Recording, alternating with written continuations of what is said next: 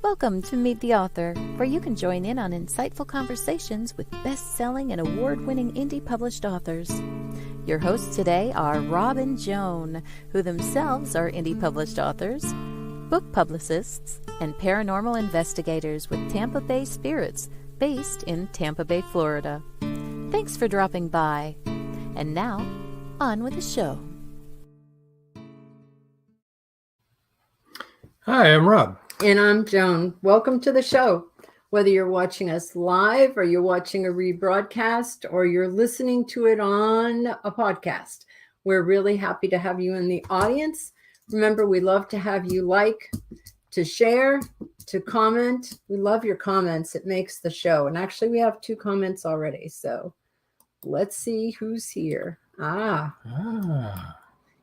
Hello, Paul Hollis. Welcome, sir. Says, hi, welcome. Joan and Rob. Hi, Paul. Glad to have you in the audience, as usual. And Joe Conjal says, hi, Rob and Joan. Joe. Hi, Joe. Glad that you're here, too. And C.W. Hawes. And Chris, how you Hi, doing? Rob and Joan. Yes, hi. Hello, Paul. Oh, Marjorie. My gosh, Marjorie, Hello, you're Marjorie. so early. Yes, you're right. On time. That's great. Marjorie Deering says, and I'm happy to be here on time, too. Oh, Donnie Finch. Hello. Donnie. Hi, welcome to the Welcome show. aboard. We're glad to have you in the audience. Please continue to comment and ask questions, whatever you want. Well, Tori Hey. Gates is in the house. Hi, Tori. Hi, Coming Tori. in from LinkedIn. How are you doing, Tori? Yeah. Glad to see you here, Tori. I'm really excited about tonight's author, because I think he has a really good message about why he even started to write and why he wrote these books in particular.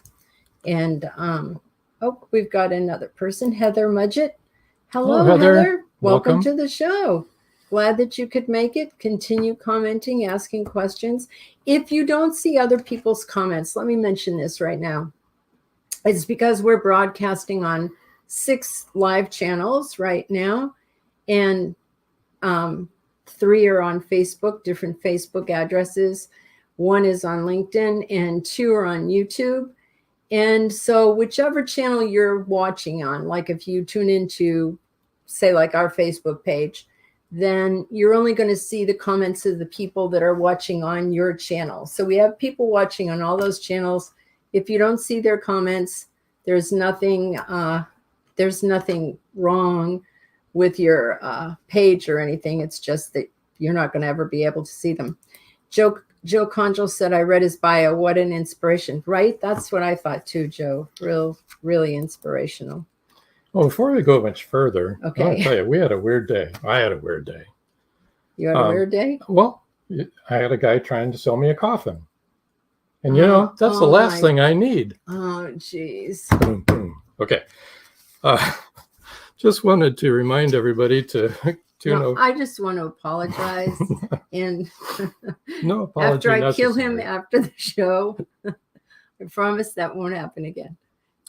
This is why he has a T-shirt that says dad jokes on it from his kids. Anyway, go ahead. Should have said bad jokes, I guess. Bad jokes. Don't forget the Voice of Indie podcast right after our show. Beam Weeks and Stephen G's, 8 o'clock every Wednesday, of course. Blog Talk Radio. Tonight's guest is Mark Schultz. And we've got a little thingy here to show you. There's Mark. Some of you know who he is, and whoever doesn't, tune in to the Voice of Indie tonight. Want to also remind everybody the 3rd book in the Magnolia Bluff Crime Chronicles is out by Cindy Davis. It's out right now. It's The Great Peanut Butter Conspiracy. Yeah. And great title. Right. And but it is available now. And also we want to say this is the first show of the summer. Yeah, there you go. Isn't that amazing? Okay. CindyDavisAuthor.com is where you can go to get connected with that book. Beam Week says, greetings, Rob and Joan. Hello, Beam. And Joe Conchal said that was actually a good one, referring to the joke. And of course it was. Joe, please don't Joe. encourage him. Yeah, keep it up, Joe. Come on. That's good. CW says Superbook. Yeah. And CW has a book also. Also a super book. Yes, the first one in the Crime Chronicles, and so does Caleb Purtle. So if you haven't started on that, you're getting behind. The third book's out already, so we want you to get involved in that. I read the first one. It's really great. I can't wait to get the second one done. So without much ado. Oh, Joe Conjal says, I'm almost done with Caleb's book. Can't wait to get into Cindy's. Well, you're a book ahead of me there, Joe. That's good. Yeah. Okay. All right. All right. So without much ado, we want to introduce Nick Chiarkas. Welcome to the show. Thank you. Thank you very much. I'm honored to have been invited and honored to be here. Thank you. Well, we're happy to have you. We're happy to have you on the show. You bring a lot to the table. So this is Nick Chiarkas, in case you didn't notice. And to start off, Nick, why don't you tell us what I was talking about, what inspired you to start writing and why you wrote these two books in particular, which will bring those up. Oh, you can see them behind them right now, Weepers and Nunzio's Way. Yes. I say that I use them as a curtain to cover the light from coming in, but it's just really advertising. There you go. There you go. Good way to go. What inspired me? I grew up in a low-income housing project. My family was 3 kids, mother and father. My father was just got out of the Navy, World War II, and was a longshoreman. We had some welfare, so we were pretty poor. And it was a tough neighborhood. It's on the Lower East Side of Manhattan. Well, part of my story is in my bio. So do you have time for me to? Yeah, oh yeah, go ahead. yeah. Go ahead. Okay. We got an hour. Okay. We got an hour and a half. We got 2 hours, maybe. Okay, stop me. Go like worry. that. We have I'll a hook. stop talking. Okay, good. And let me say at the outset, I saw the number of people that signed in. I'm married. I have children and grandchildren. Nobody listens to me. This is wonderful. Thank you. So thank There you. you go. I'm in the 4th grade, PS1, public school number 1. And the principal wanted to talk to my mother. So the principal was meeting with my mother, and I was sitting in the outer office. It was after school, so no one else was around, just me sitting there. And I can hear the principal telling my mother how stupid I was, and that I would certainly never graduate from high school, and she should start thinking of a secure and just a kind of job where I have to do much and I would be secure. And so I can hear this as a kid. And my mother's Italian, a second generation, but didn't put up much of an argument. I mean, in those days, I guess the principal was like God to my mother, as were doctors. The authority. Yeah. But there was a teacher in this elementary school who had just finished shopping. She stopped by to pick up something, and she saw me sitting there, and she heard what was going on. And this lovely woman took me, this little 4th grader, by the arm, and she took me into the teacher's lounge. Again, it was empty, and she had a bag of groceries, and she made tea for me. I mean, I don't know if nobody's ever done that for me. Been in the teacher's lounge. And she asked me if I liked pound cake. And in those days, pound cake came wrapped up, and it had a white or vanilla frosting on it. And she took it out of the bag she had purchased. And I said, yeah, I like it, especially the frosting. So she unwrapped it, and she cut it this way. so that the cake was about that much cake and about that much frosting. And she cut it in half and gave me half. And she told me to read whatever I could find. And then she told me to always eat the icing off the cake. I don't think she ever knew the effect that she had on me. But when I wound up getting my doctorate, I mailed it. I tracked her down and mailed it to her with a card that said, "Look what you did." And I think about the kids like me who had some potential, but just surrendered and just sort of went down this spiral of despair.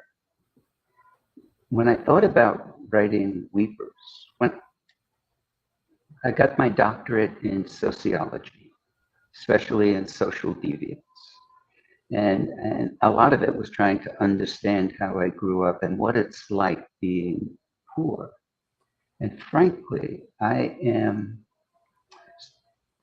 not surprised, but I am stunned that we don't admire the load poor people have to carry rather than criticize the way they carry it. And I wanted to write something about what it was really like for kids in that neighborhood that was poor. And I wanted to tell the truth. And I thought the best way to tell the truth was through fiction. I didn't want to write a sociology paper. I wanted to write a novel about what it was like growing up. And that's why I wrote Weepers, and Nunzio's Way, which comes out October 1st, is the sequel to Weepers. Nunzio's Way is right here. And so that's basically why I decided to write it. For the reading, though, when she told me to read, my first job was when I was 11. I worked in a grocery store delivering. People would call in, take an order. This is the 1950s. I'm an old guy. And they'd call in, and Mr. Gogol would put all of the stuff in a bag and give it to me and tell me how much money to collect. And I would deliver the groceries. And then certainly there would be gang members waiting because they knew this kid was delivering groceries, and then he would have money in his pocket. And they would chase me. And I became a roof rat. It's what we called them on the Lower East Side. I was a kid that knew how to get from one part of the neighborhood to another part on the roofs, jumping from one roof to another roof to another roof. And a lot of the gang members wouldn't chase me up there. And so I would hide. One of the places I would hide was in the public library. I would be able to get into the public library from the roof, and I would hide in the fiction section.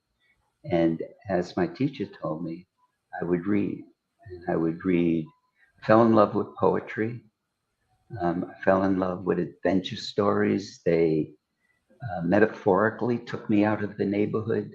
And to some extent, the libraries saved my life. Literally, I would hide there.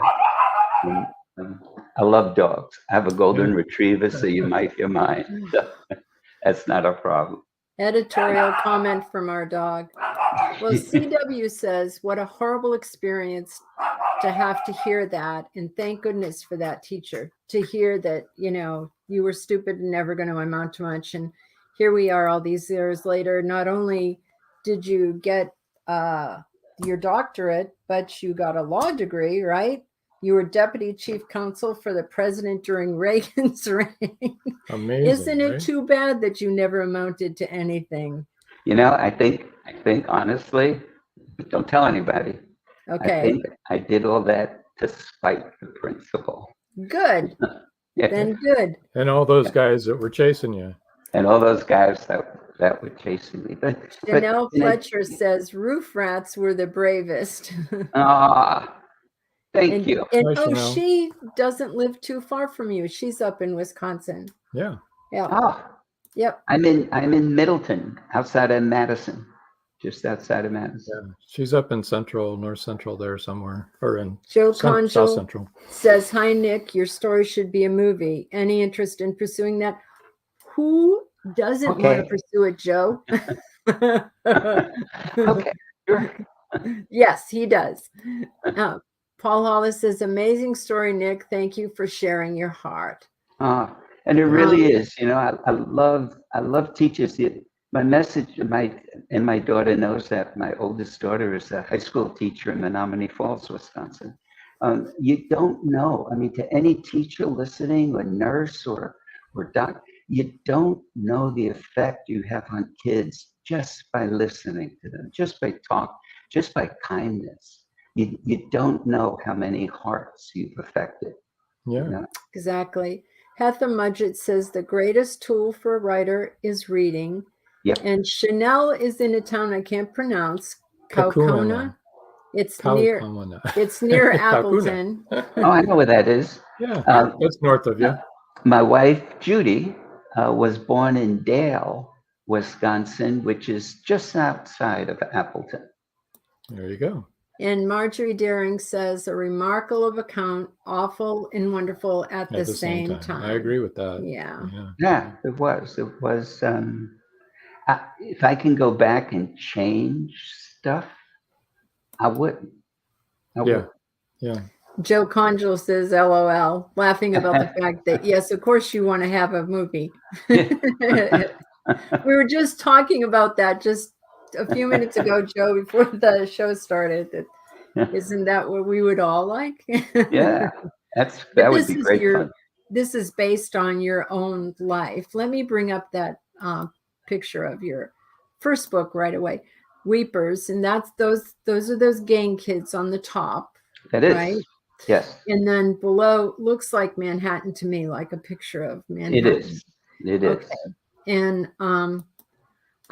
I can't even imagine that. That's so different from the way that I grew up, you know? Yeah, me too.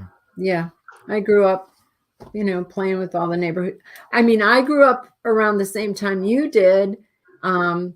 And yes, the principal's word was the last word. Mm-hmm. And any adult in the neighborhood could smack your fanny and punish you.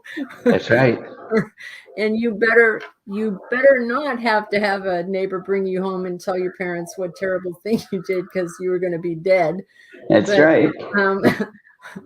But I didn't have to deal with gang. I grew up in the suburbs. We had bullies in the school, but you know, pretty minimal compared to that, really. And most, this really isn't. I don't mean this to be in defense of gangs, right. But a lot of gangs, as I point out in Weepers, actually, a lot of gangs wind up forming just to keep each other safe. Yeah, that's true. Yeah, that's how they started. I'm sure. Yeah. But then, like anything else, they turn into something. That's right. It depends on where they're going to go. Sort of like unions. Yeah. Oh, we don't want to hit onto that. Let's not. No. Similar idea, but let's take a short break. Already? Yeah, already. My gosh, time is flying, you guys. Yeah, summer's half over. Anyway, we're going to take a short break and hear from our sponsor, and then we'll be right back. So sit tight, everybody. We'll be right back. Stay tuned.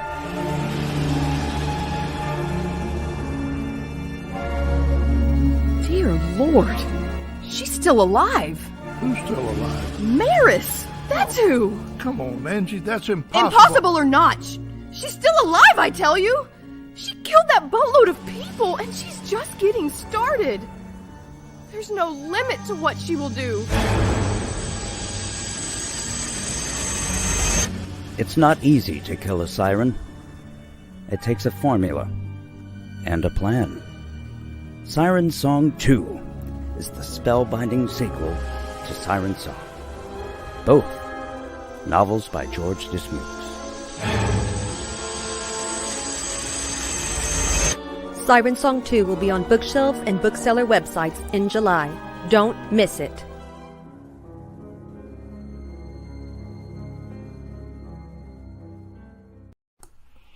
In a world where advancing technology is outpacing crime solving, the O'Rourke team continues their relentless pursuit of justice. Bioprints is the first book in the O'Rourke crime novel series where it's high-tech crime versus old-fashioned detective work. Visit carternovels.com or amazon.com and check out Bioprints today. Hello. We're back. See, we told you we'd come back. True to our word, we are back. So let me put this up again. Can you tell us, I mean, we understand now the backstory of your story, why you wrote it, and for who, for all of those kids that, you know, have been discouraged, to tell them to encourage them, you know, that they can do anything, right? So you want to tell us a little synopsis of the story without giving anything away? No, I'll even give stuff away. It opens up in 1951, and Angelo is the main character. He's 7 years old or 8 years old, 7 years old at the time. And as my wife would point out, this is really an autobiography that's fictionalized. Yeah. And the interesting thing is, I digress, is at Okay. first I named Angelo Nick, but he couldn't do anything wrong. He was just this boring, lovely. I had to change his name. I had to get rid of Nick right away. Angelo is walking home with his father, and it's Christmas Eve, and it's snowing in New York City. And I can remember picking up Christmas presents from family that lived in the neighborhood in a little shopping cart, two-wheel shopping cart, and delivering little presents, not much, a bottle of whiskey, some toy, whatever. Well, they're walking home and it's snowing, and it's a lovely, soft, beautiful, magical snow. The point of view is through Angelo's eyes. And so that's why it's lovely. And for writers out there, I did a ton of research on this, even though I was there, and it didn't snow in 1951 in New York City. In fact, I couldn't find a Christmas Eve when it snowed, and I needed it to be around that time period. So, being a fiction writer, I made it snow. There you go. And by the way, the headline in the New York Times for 1951 on Christmas Eve, if you want to go back and check, is "No Snow for Christmas." And so as Angelo is walking with his father, Angelo says, "I'm glad Nonna's newspaper was wrong, Papa." And his father says, "Yeah, the New York Times doesn't get it right all the time." I bowed to truth, but I'm still making it snow, right? So as they're walking home on Christmas Eve, it's the first time his father has ever been nice to him. Angelo, his father feels, 9 months before Angelo was born, Angelo's mother was raped. And his father always wondered whether Angelo was his son or not. But for the first time, his father seems to embrace Angelo. And Angelo skips ahead, gets to the corner, turns around, and his father's gone. The shopping cart is sitting on the sidewalk with Christmas presents in it. The street is empty. There's nobody walking, no traffic moving, and his father has just vanished. Angelo sees a gang in the projects that are starting to walk toward him. And Angelo, even though he's 7, knows the first rule of the jungle. If it moves away from you, it's food. If it moves toward you, you're food. So Angelo runs home and blames himself for not looking for his father, not being with him. Chapter 2 moves ahead to 1957 from 1951, and Angelo is now a gang member. And so that's the opening to Weepers. And Wow. Wow. Angelo's mother's godfather is Nunzio Sabino, Nunzio's Way, who is the top crime boss in the neighborhood. Wow. He makes between Angelo, a priest, Nunzio, and a detective. They solve not only the crime they solve not only what happened to Angelo's father in 1951, but there's a crime that Angelo witnesses, the killing of an undercover cop in the middle of the night, as Angelo, now 12 years old, is on his way to his grocery store to set fire to it. He witnesses the murder of an undercover cop. And so that's kind of, the story sort of moves along with Angelo and his friends. And the secret, I'll tell you the secret to the Weepers. I'll give this away, because you don't find out this until like the middle of the book. So him and his friends form a gang to protect themselves. They're going into junior high school, into the 7th grade, and they call themselves the Grim Reapers.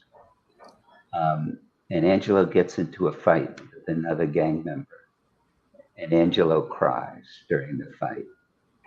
And the gang starts calling them Weepers instead of Reapers. Wow. He goes home and he tells his Uncle Johnny, who lives with them.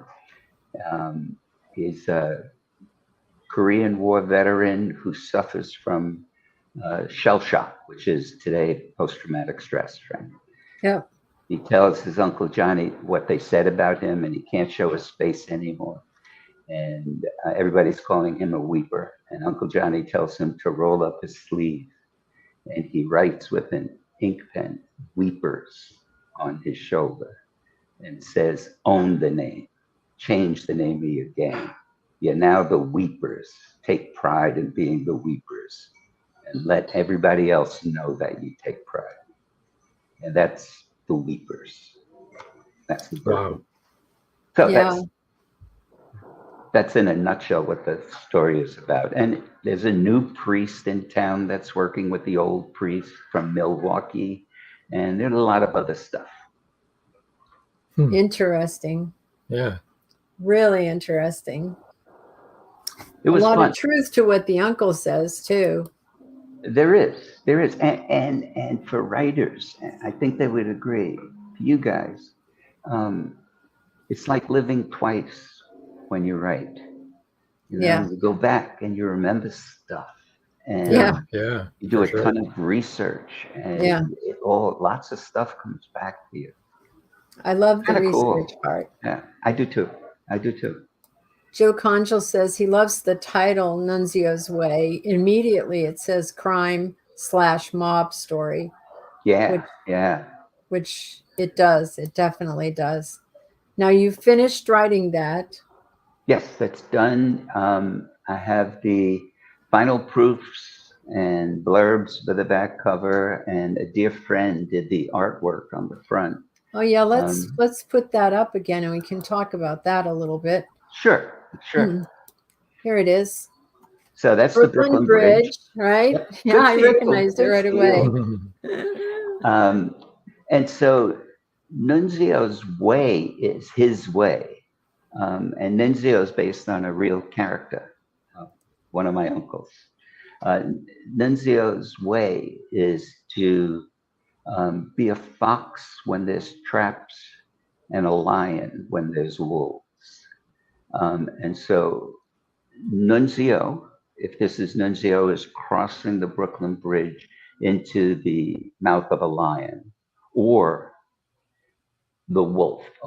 And it doesn't really matter how you see that cover, but it's Nunzio and his belief in the strength of the lion and going into Manhattan along the Brooklyn Bridge. Those of you who are listening and can't see it, I suggest you go to his author's page on Amazon and look at it as soon as it comes up. Yeah. But it does show the Brooklyn Bridge in like blue and black, so it looks like night. And there's the silhouette of the man who would be Nunzio, and he's the arches on the Brooklyn Bridge house the eyes of either the lion or the wolf, however you want to look at it, as Nick said. And he's walking right into that. So almost like into the mouth of the lion. Right. Or the mouth of the wolf. It's really... And there's some blood splatter and there's on blood, the bottom. yeah. Oh, there's blood. Yes. Which is nice. There's always... Yes.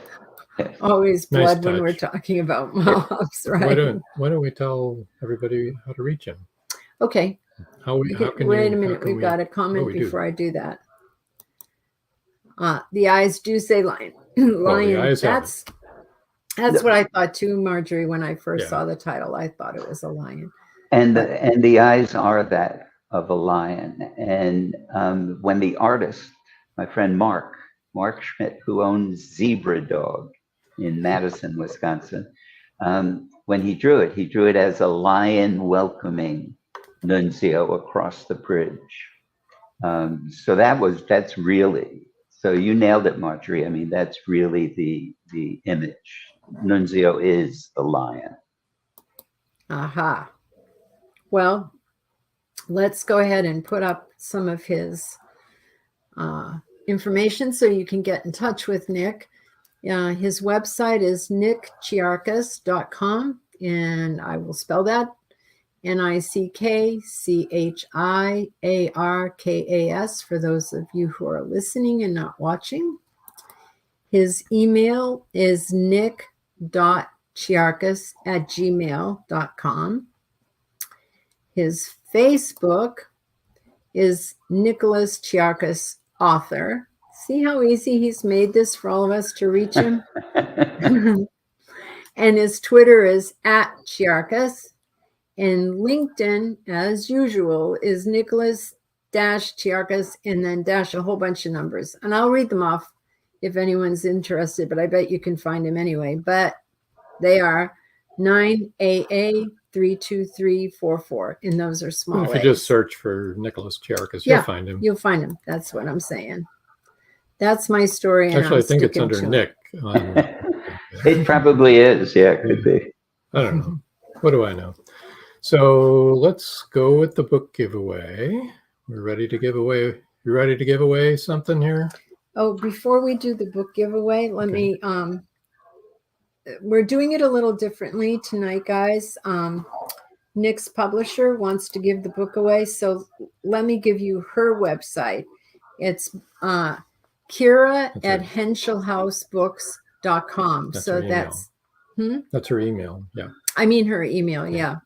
It's KIRA@HenschelHaus books.com. And so that's her email. And put in the subject podcast giveaway. Podcast giveaway. So she'll know what it is. Cool. Okay.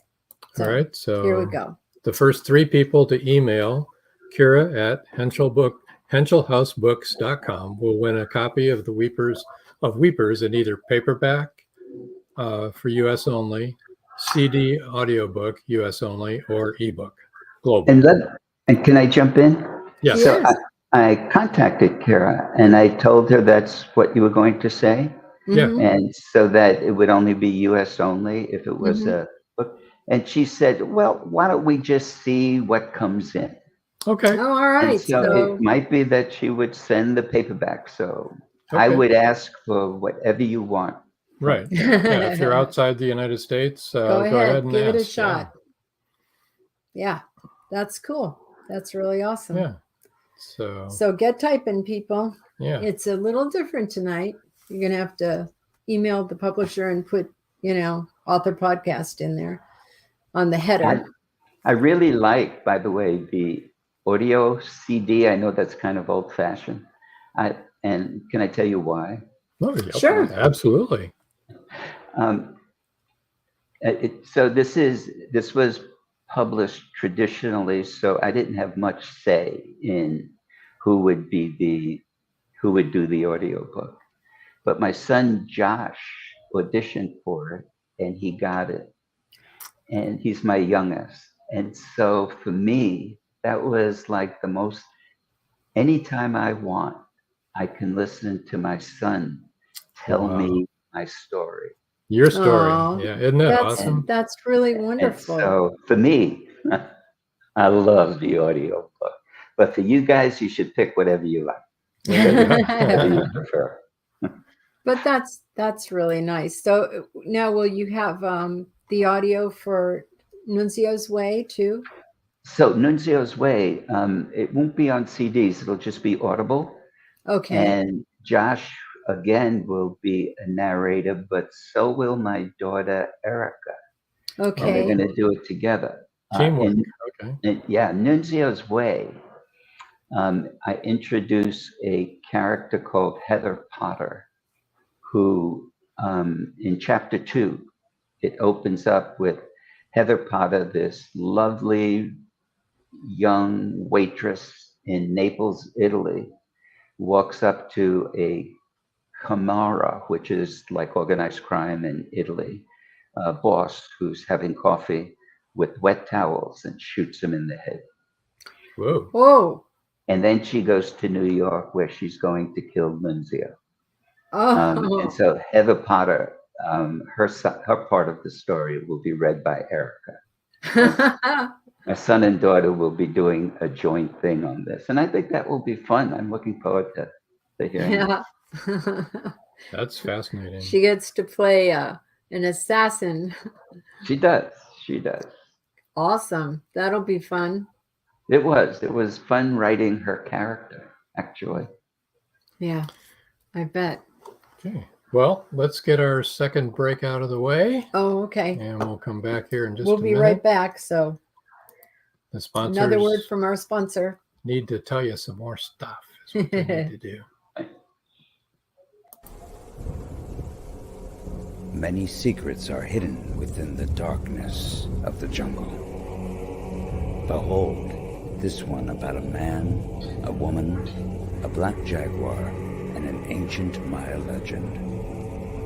Two Faces of the Jaguar is a novel by George Dismukes that will take you deep into the jungle and capture your imagination until the last word. Two Faces of the Jaguar is book 1 of a trilogy. Two Faces of the Jaguar, where only the adventurous dare to read. Two Faces of the Jaguar, The Lost City, and The Jaguar's Quest are available on Amazon.com, Barnes & Noble, and many other bookseller websites. Two Faces of the Jaguar, the book people are talking about. Get your copy today.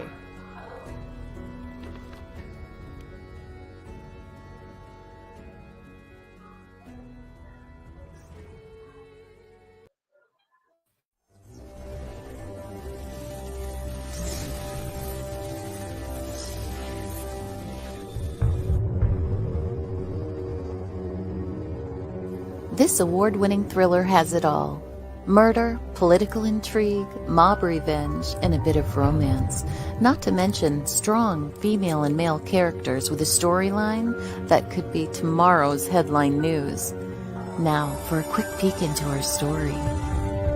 To help solving a nationwide plot involving the assassination of several U.S. senators, the O'Rourke team is called in. To complicate matters, they now have to work against the clock to rescue one of their own. You see, the mob didn't take too kindly to the O'Rourke team's involvement last spring. It seems to have led to the indictment of their boss. Will they succeed?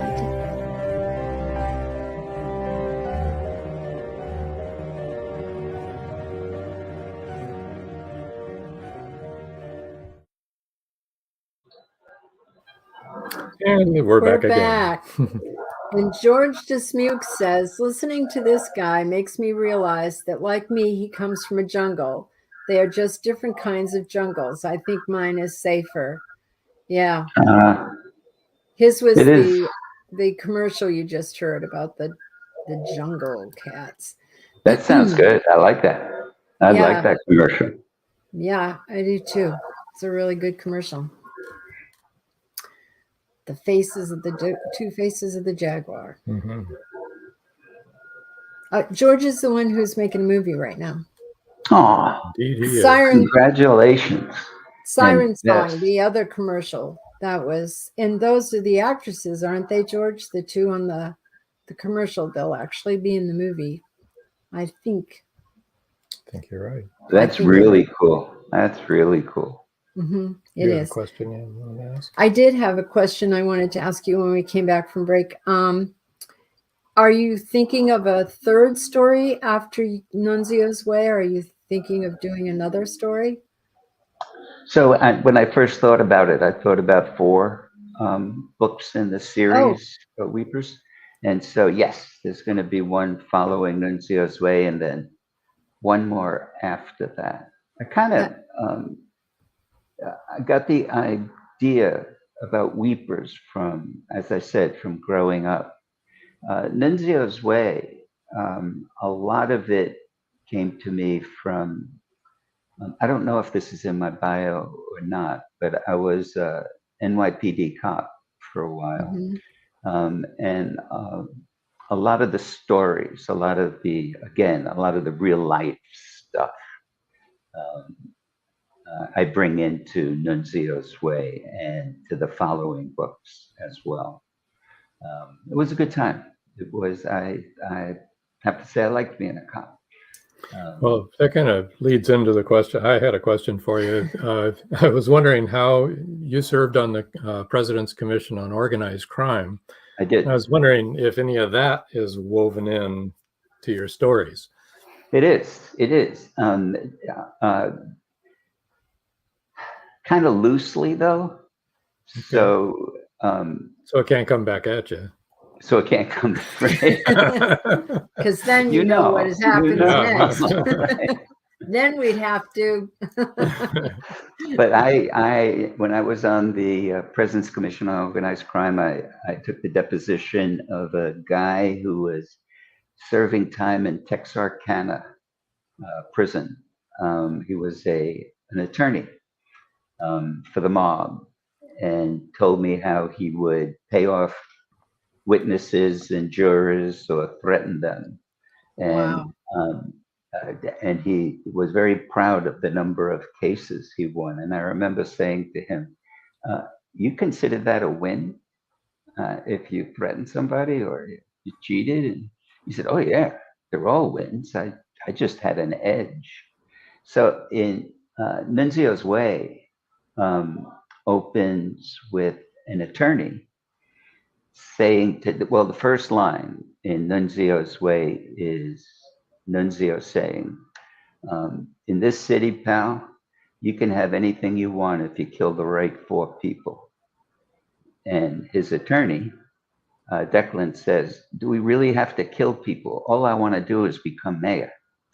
And Nunzio talks to him about the fact that he cheats when he's in trial and stuff like that. So that parts of that came from real life in this deposition, but it becomes fictionalized as I introduce the character. But certainly my deposition informed the character that I created, Declan, this guy that wants to be the mayor of New York in 1960. So is Declan Irish? I mean, Declan's his name Irish. is Irish, so. He's Irish. He's Irish. And actually, Nunzio winds up saying to him, why don't you just run? Look at you. You're a good-looking, tall Irishman. And they say this guy Kennedy's going to win the presidential race. Who would have thought? So you might as well take a shot. And Declan says, no, I like to have an edge. And I stole that again from this deposition that I did. And so I kind of steal pieces. I don't know if all authors do that, but I kind of steal pieces of life, real life. I think most authors do. Yeah, you weave it in. So George answered my question. He said, yes, Jamie Wilson, who plays the role of Angie Holland, was the female voice on the Siren Song 2 spot. The one that we just listened to. Yeah, that was a good one. A good spot. Yeah, it was a good one too. Yeah. So, yeah, I think we all base some stuff on, real life and people that we know and, We do. And it unfolds, in good ways. It unfolds in strange or bad ways, but it unfolds, and you walk through it. You keep walking through it. CW says all authors steal from life. Well, I do. Yeah, I think CW's right. I agree with. I do too. Yeah. I actually, a lot of the people, the names in our books come from people that we know. Yeah. And we actually named one of our mob bosses after his brother. Yeah, he didn't take too kindly to that. But, I mean, I like that. His brother lives in Wisconsin, and the small boss comes from Wisconsin, and we named it the whole family after him. Oh, I like that very much. The whole I mob like that a family. lot. Yeah. I actually had a really good friend in Chicago who we became very close, and turns out, and I'm not going to say her name or the family. No. But people kept saying to me, why do you hang out with this person? And I said, because I like her. We get along well. Our kids play well together. I like her. And they said, well, her husband's in the mob. And I said, no, they're not. And they said, yes, they are. I said, they're not. I have our family would go and have dinner with them on Sunday. They would close down their restaurant. They had an Italian restaurant, and her father-in-law would be there. And yeah, they were. Yeah, they were. I was so naive. I finally figured it out one time when she said to me, listen, our oldest four are girls. We have 4 girls, then we had a boy, and then we had another girl. And at this time, we just had the 4 girls. And she said to me, why don't you and the girls come over? Because I just got a whole bunch of designer bathing suits, and you can pick and choose whatever you want. She said, we've got it on the back of a truck in the driveway. And I was like, oh my gosh. Oh, I love it. I love it. That's real life. That's real life.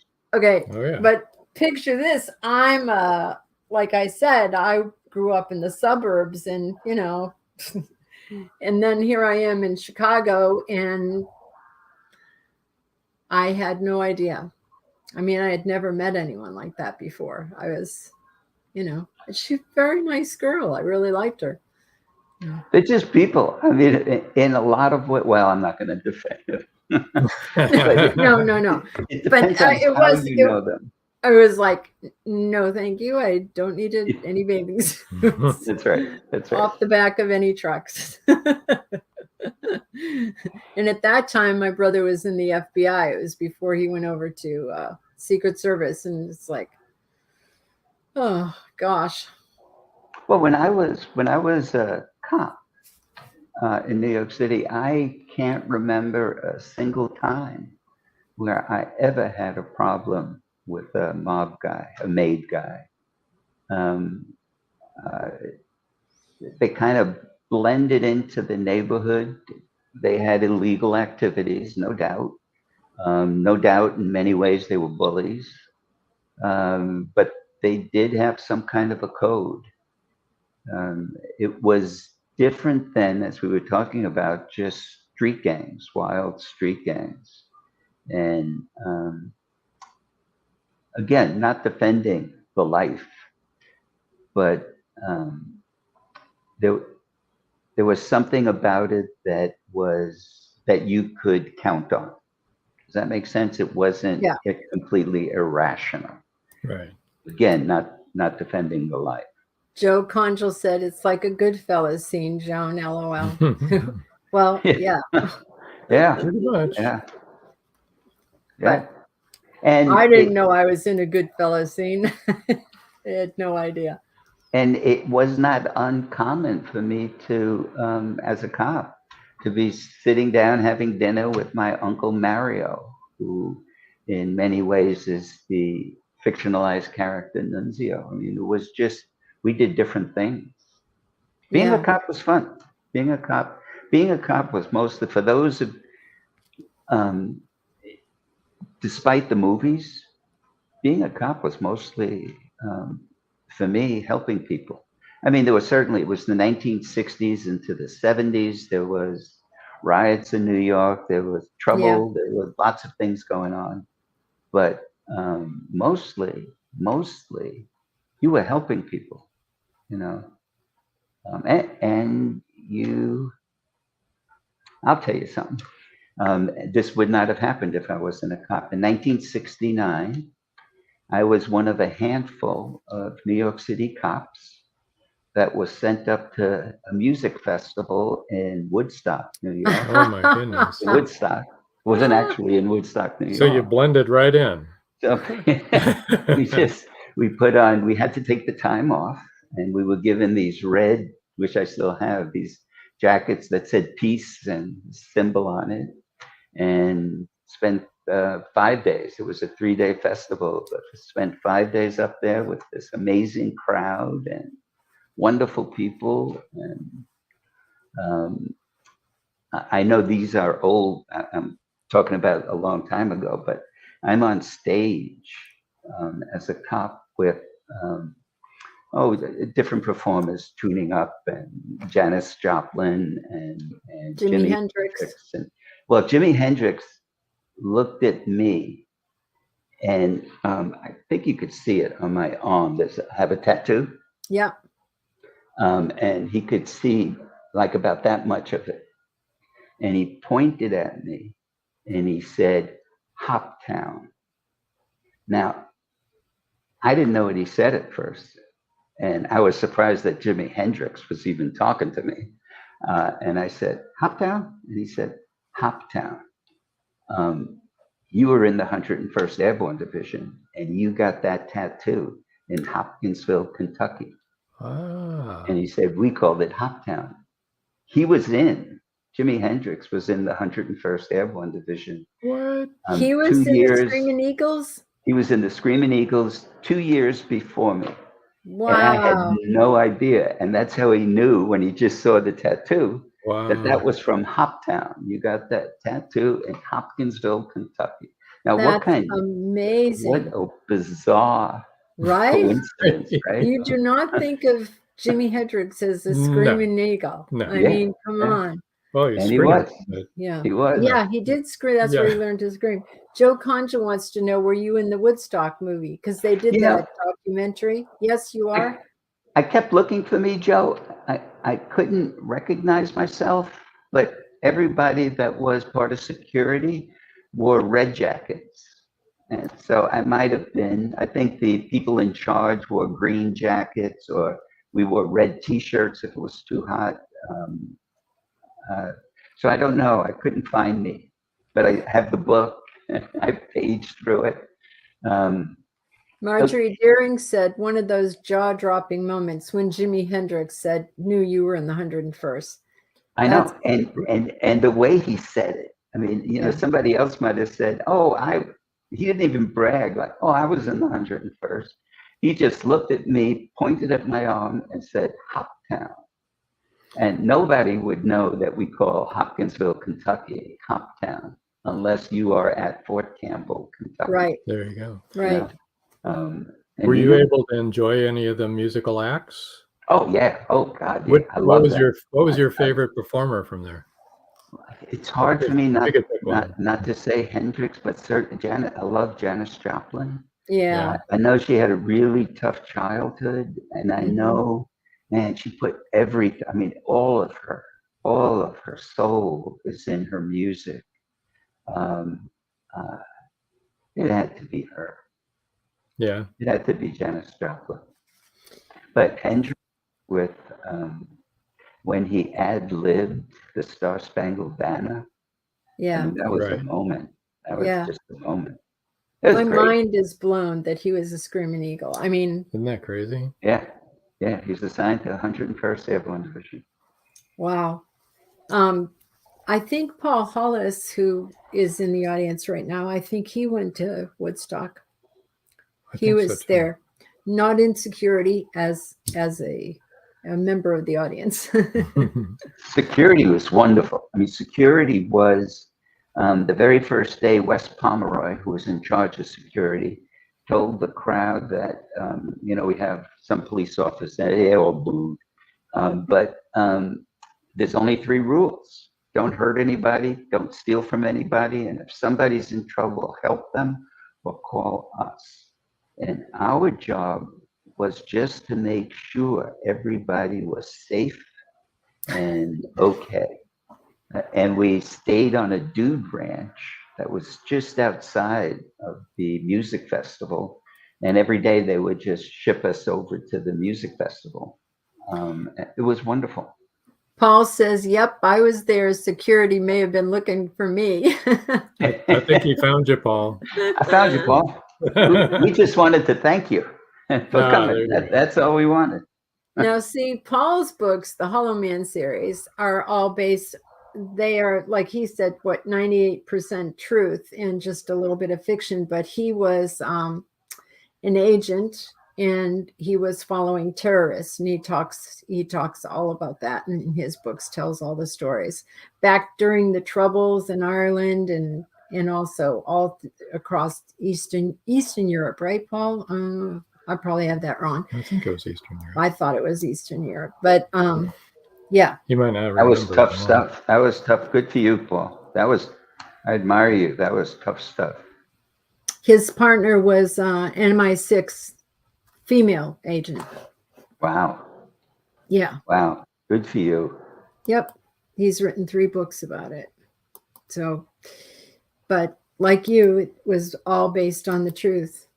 Yeah. Paul said, I've changed my name and grew a bigger nose. You won't be able to recognize me. Your nose is bigger because you're lying about that. I think I did the same thing. No, everybody gets a bigger nose when they get older. Mine's bigger, yours is bigger. Well, that's true. Paul's telling the truth. Okay, Joe's talking about Paul's book, Surviving Prague. Is a fantastic book, and it's true. It's all stuff that he really did. I will pick it up. I will pick it up and read it. I will do that. I look forward to that. It's a whole series. When I was with the Crime Commission, we had New York City cops, we had FBI agents, we had some secret guys. So we had a whole mix doing the investigations, and just a great bunch of guys, a great brotherhood of men and women that were doing the investigations. Cool. Yeah. Cool. Good people. Good people. Yeah. Yeah. My brother. This is the only political thing I'll say. Okay. Only political thing I'll say, and I'll not distinguish one way or the other. Right. But I've known lots of young men and women that risk their lives because they believe in the dream of America. And I am embarrassed that politicians, both sides of the aisle, won't risk a vote. They won't risk losing a vote to do the right thing. To do what's right. Yeah. And yet we have young men and women that would risk their lives to do the right thing. Still do. It stuns me. It always stuns me. So anyway, thank you, Paul, for everything you did. Appreciate it. Well, thank you too, and everybody who served our country. Yeah. Different times now, isn't it? It's really different. I kind of brought us down, didn't I? Sorry. No, that's okay. No, you didn't. That's all right. It's good. It's good. I mean, we were raised that if, I was raised that if I ever had a problem, I should go find a cop, and I always felt comfortable. But then I come from a family of Leos, so I trusted cops. Just do what's right. I don't know. Yeah, I know sometimes it'll turn out crummy, but just do it right. Just do what's right. Yeah. Seems easy, doesn't it? Yeah. Sorry. So Your third book that you're talking about, have you got a title for that yet, or a working title? And interestingly enough, it is A Fox and a Lion. Oh, A Fox and a Lion. Because stolen from Nunzio's way, right? Because of what your Uncle Nunzio said. Yeah. Right. But that probably won't be out until next year sometime, right? Or 2 years. Or 2 years. Okay. I spend a ton of time researching. As somebody else said, a ton of time just doing research. Maybe 10% of the time is writing it, and then another 50% of the time is rewriting and editing. And more research. And that's the fun part. The editing is and the rewriting is the fun part. Yeah. I don't like that part. Oh, I love it. I like the research and I like writing it, and then editing and everything is like, after a while I get tired of it. I'm like, well, you do after you've read it so many times. But yes, I like the idea of, I think it was Shannon Hale, but I'm not sure. But I like the idea of writing a book is shoveling sand into a box, and rewriting is building a castle. And so, writing the book is all that stuff. I did all the research. I got all the stuff, put it down. Now I'm going to build that castle.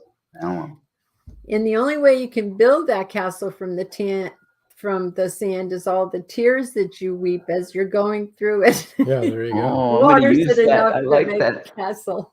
I like that. I'm going to steal that. Go right ahead. That's true. That's so true. So, Nick, apart from running across rooftops and dropping into the library, what kind of advice would you give somebody that's just starting out trying to be a writer, that wants to be a writer? I mean, if that's your advice, that's fine. But I mean, that's kind of dangerous. My advice is something my Italian mother used to say a lot. It sounds better in Italian. Make haste slowly. There's no shortcut. There's no easy way to do it. Get an idea, whatever your idea might be. And we could spend hours talking about how you get an idea. Write a first sentence. And your first sentence, I'll give you the first sentence. The first sentence is, an unsolved mystery is a thorn in my heart. That's from Joyce Carol Oates. Write that, and then write your next paragraph, and then erase the first sentence. And you'll have a great start to a first draft. But write that first draft as if you're telling a friend a story. Don't worry about grammar. Don't worry about laced up shoes and grammar has to have a tie. Just tell a friend the story. Just 2 pages, handwrite it, write your story. And that would be my advice. That's how to start. And then know that it is going to be a marathon. Weepers came out in 2015, and I'm still selling books from 2015 from Weepers. But that's it. I mean, you will hate it and you will love it, and you will not sleep well, and you will lose friends, and the neighbors will wonder why you don't talk to them anymore. George says, my books have a lot of shoveling, but not sand. I'm going to steal that one, George. Yeah, that is a good one. George always has these great sayings. Oh my gosh, well, this has been fun. This has been great. Thank you so much for sharing. Fascinating. We got to get Weepers. Yeah. Got to add that to the arsenal. Wish you the best, and looking forward to October when Nunzio's Way comes out. Thank you. Joe Conjal says, thank you, Joan, Rob, and Nick. Super interesting show tonight. It is, isn't it? I love the story behind the story. Yeah. I like Yeah. your story. Thank you, Joan. And please stay safe, you guys. Everybody, yeah. We definitely will. Yeah, everybody stay safe. We're gonna push you over to the side here while we wrap up. Okay, let me put up the last few comments. George Dismuke says, great interview. Had fun. We did too. Marjorie Deering says, great show. Thank you all. It was. Paul Hollis says, another fantastic show. Thank you, Nick, Joan, and Rob. Heather Mudgett said, thank you. Thank you, Thank Heather. you for joining us. Yes, thank you, everybody, for joining us and all your comments. We love them. Want to give a little shout out. You know what came in the mail this week? Yes, I Yes. do. I live with you. Oh, that's right. Memphis Confidential, Gerald Darnell. Brand new release, Carson Reno Mystery, latest edition. He's got lots and lots of books, all really good. Yeah. Carson Reno. You can get that at carsonrenomysteryseries.com or geraldwdarnell.com. I want to tell you about Episode Rewind this Saturday is June 25th, and that'll be episode 30, and it's Paul Hollis. So wherever you're watching right now, tune in and you can hear I think this was the second time he was on the show by himself, and it was a fascinating show. He told us even more stuff. You have to listen to this, guys. Yeah. If you haven't listened to it, you have to listen. That's 5:30 Saturday, right here where you're at right now. You will learn things that will blow your mind. Next Wednesday, June 29th, 7 p.m. right here. Mark Langley is the author that's going to be on. He's the author of the Arthur Nakai mystery series. And actually, his series is, I think the whole series, at least the first one, is going to be, or is narrated by Bronson Pinchot. All of his books are. Yeah. Are, I'm not sure if they're all out yet, Bronson. is what I meant. Yeah, Oh, yeah. But I think he's going to do all of them. Y'all knew who Bronson Pinchot is, right? I don't know. The actor? Well. I don't know whether they do. What do you think? He was on Perfect Strangers. Yep. He was Belky.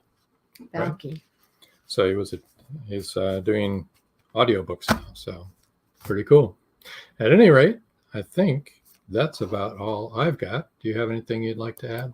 No, I think I've said enough. Whoa, I've never heard that. Yeah, Okay. every week you hear it. All right. Well, until next time. That's all, folks. Thank you for joining us here on Meet the Author. Make sure you stay up to date with our show by clicking like, follow, and share. And you can find us on Spotify, iTunes, and more. See you next time on WLFE-DB.com.